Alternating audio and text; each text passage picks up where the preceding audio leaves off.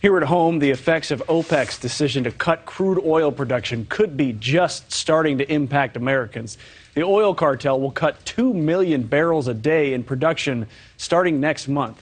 That could impact much more than just your pocketbook as the midterms are fast approaching. NewsNation correspondent Tom Dempsey joins us now with how the White House is reacting to this news this morning. Good morning, Tom. Good morning, Mitch. Yeah, this morning, the midterm elections sit just 4 weeks away. So this announcement from OPEC Plus announcing a cut in some oil production obviously brings some political concerns for the White House. In response to all this, President Joe Biden has announced continuing to tap into the strategic petroleum reserve, all as a way to try and keep prices down at the pump. Earlier this year, when we saw the national average over $5 a gallon across the country, the president approved the release of 180 million barrels of oil, a million per day for 6 months from the petroleum reserves. Now, after cuts announced by OPEC Plus, President Joe Biden ordered the release of 10 million barrels of oil starting in November. It remains unknown how high prices will go for the next few weeks and months. But in a statement, the heads of the National Security Council and the National Economic Council both said the president will continue to call for petroleum releases when appropriate,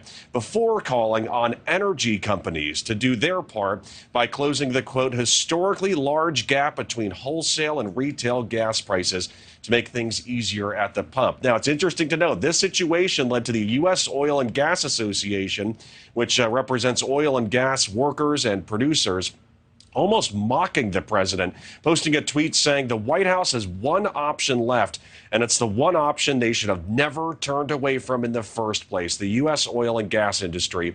Life comes at you pretty fast. Again, an interesting situation that we're still seeing to develop. But Mitch, also a very interesting note. Earlier this week, we reported on a brand new NewsNation and Decision Desk HQ poll. Getting back to the midterms, this poll showed that the inflation remained far and away the number one issue on the minds of voters. Almost half of those surveyed said inflation would be the number one issue driving them to vote this upcoming November, Mitch. And Tom, that lobbying group said, hey, the White House only has one option left, and it's us. Are there any other solutions that could lie ahead to ease oil and gas prices?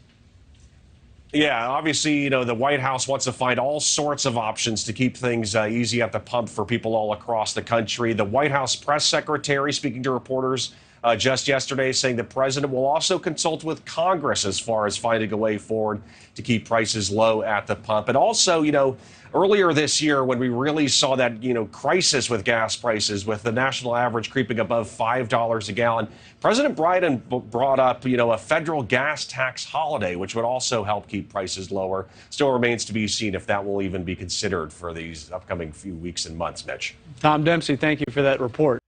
Thanks for watching. Go to newsnationnow.com to find NewsNation in your cable lineup. And don't forget to click the red subscribe button below to get more of NewsNation's fact-based, unbiased coverage.